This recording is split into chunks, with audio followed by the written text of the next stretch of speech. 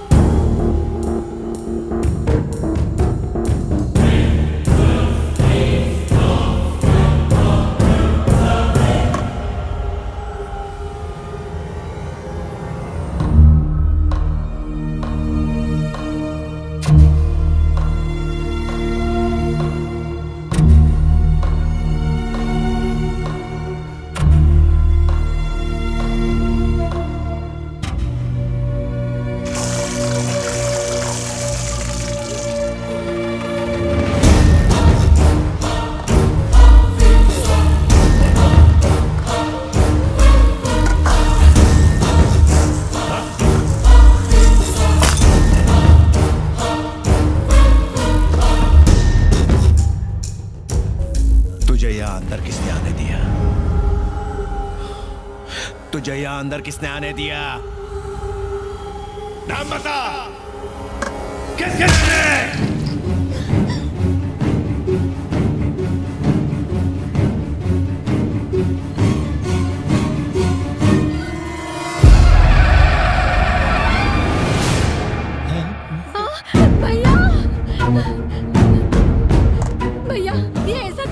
सकते, ऐसा कुछ नहीं कर सकते, मुझ पे विश्वास करो। देख क्या रहे हो? काट डालो साले को। भैया, हट हट हट। उन्हें छोड़ो भैया। भैया, ऐसा मत करो। भैया, वो आपके बहनों ही है, मेरा सुहाग मत उजाड़ो भैया। इसके चलने के बाद जो राख बचेगी उसे अपनी मांग में भर के बैठी रहे। भैया, कुछ तो रहम करो।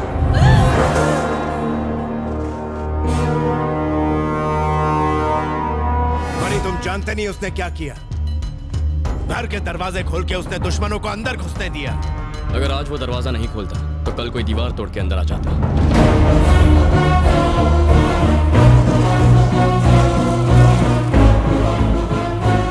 आपकी बहन इस रिश्ते से खुश नहीं है, मैं उससे प्यार नहीं करता, हम दोनों ये शादी नहीं करना चाहते। आपकी बहन ये कह नहीं सकती क्योंकि वो डरती है, और मैं कह नहीं सकता क्योंकि मैं मजबूर हूं। और इसीलिए इस सगाई को तोड़ने के लिए मैंने ही इन लोगों को अंदर आने दिया था।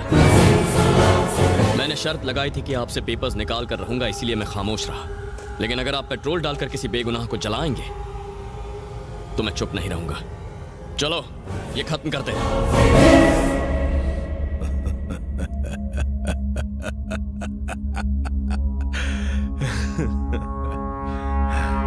जिस खूंखार हैवान को मैंने अपनी बीवी से 20 साल तक छुपा के रखा था, तू उसे ललकार कर बाहर निकालना चाहता है?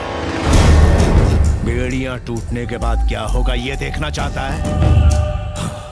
मैं तुझे जागीर देने वाला था, अपनी बहन का हाथ देने वाला था, लेकिन अब तुझे मार।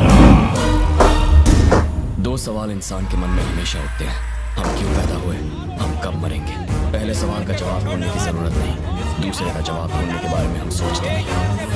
जिंदगी और मौत के संघर्ष में मेरा काउंटडाउन शुरू हो चुका था, 1 से 10 तक। मैं अकेला खड़ा हूँ, मेरे पास 2 रास्ते हैं, मुझे जवाब देना है 3 लोगों को।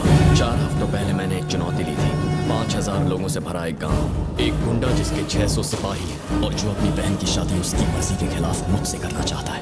8000 यार्ड की जमीन, हाथ में सिर्फ 9 मिनट का वक्त, 10 मीटर दूरी पर देवराज खड़ा है।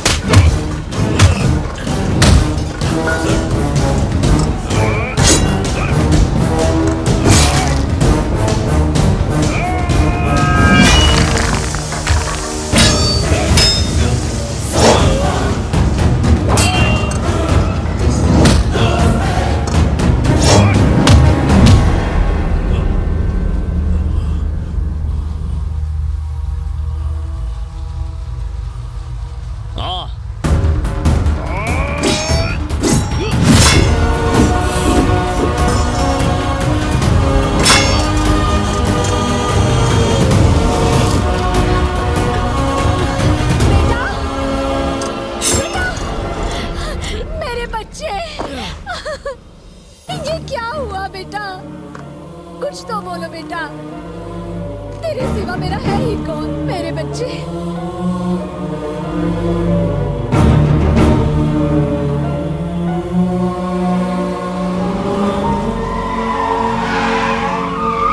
वानी, ये गलत रास्ता है। अरे ये जो रास्ता लेगी वही सही होगा।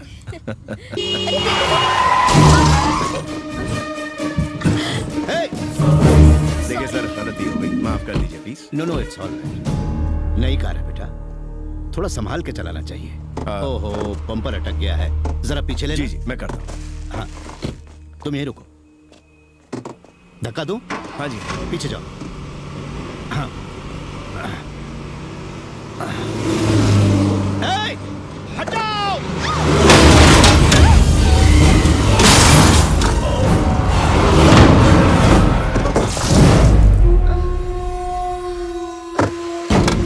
तुम लोग गाड़ी में बैठो और डालो जल्दी जल्दी, कोई बच के जाने ना पाए। लाशों के ढेर बिछा दो, जल्दी जल्दी गाड़ी में बैठो।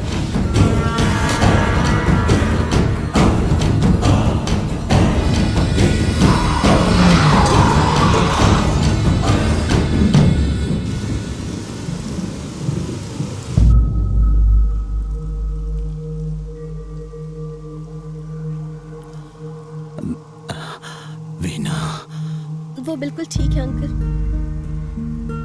पर आप मेरी वजह से। मैं एम्बुलेंस बुला रही हूँ। हम मुंबई के किसी बड़े हॉस्पिटल में आपको एडमिट करवाएंगे। मेरा यहाँ एक बहुत जरूरी काम बाकी है। आपका जो भी काम है मुझे बता दीजिए। बेटा, वो मैंने एक प्रॉपर्टी अपने दोस्त को बेची थी, किसी ने उस पर कब्जा कर लिया। वो इसी गांव का ही है। मुझे उससे बात करनी है, उसको कहना है कि ये जमीन छोड़ दे। आपने ये जानबूझ के थोड़ी ही किया। पता चलने पर कुछ नहीं किया तो ये चीटिंग होगी, और मैंने कभी किसी को धोखा नहीं दिया। मुझे ऐसा कुछ नहीं करना जिससे मेरे दोस्त को नुकसान हो।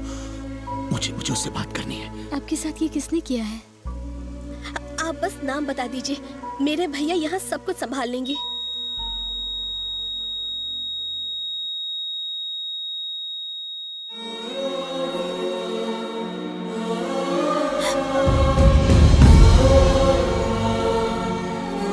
एक एक्सीडेंट केस है। कहाँ है वो?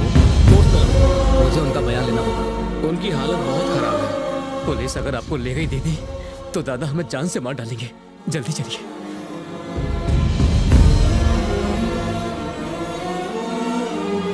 नहीं,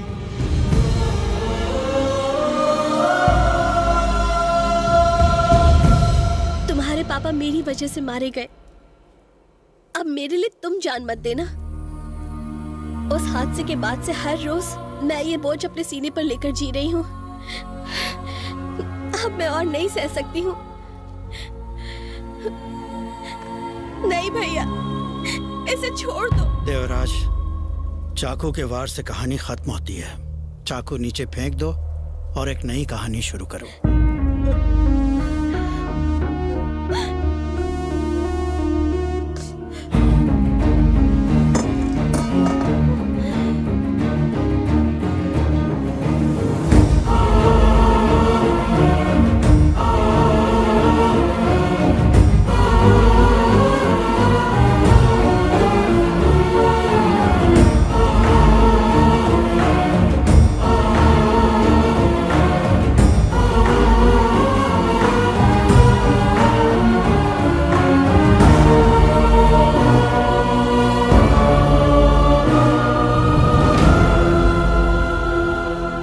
तुम्हारे पिता एक नेक दिल इंसान थे जो अपने आखिरी लम्हों में भी किसी और की भलाई के बारे में सोच रहे थे। मैं एक तलवार से 100 लोगों को मौत के घाट तो उतार सकता हूं, लेकिन मुझे अपने हाथों से किसी की जान बचाना नहीं आता जो उन्हें आता था। तुम्हारे पिता की महानता का सबूत इस बात से नहीं मिलता कि मेरी बहन जिंदा है। मेरे घर की खुशियां भी ये बयान नहीं कर सकती। इस घर की सजावट भी उसके आगे फीकी है। अगर ये पेपर्स इस बात का सबूत है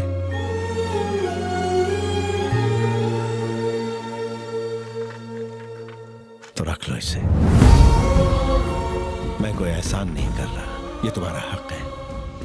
ये मेरा बड़प्पन नहीं बल्कि तुम्हारे पिता की महानता है।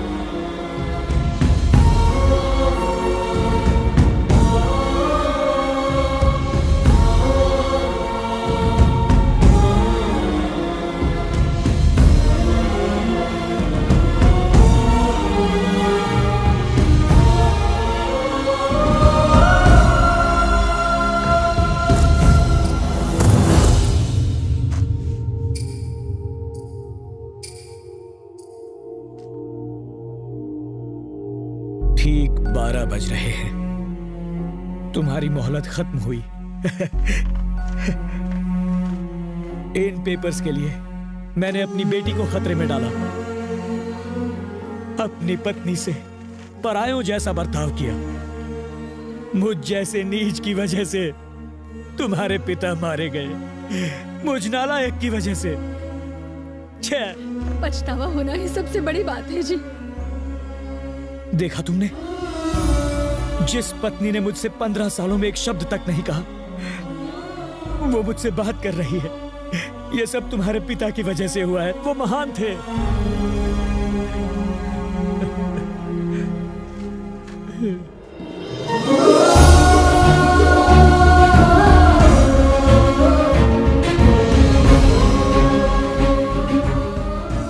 आपने मुझे जन्म दिया पापा।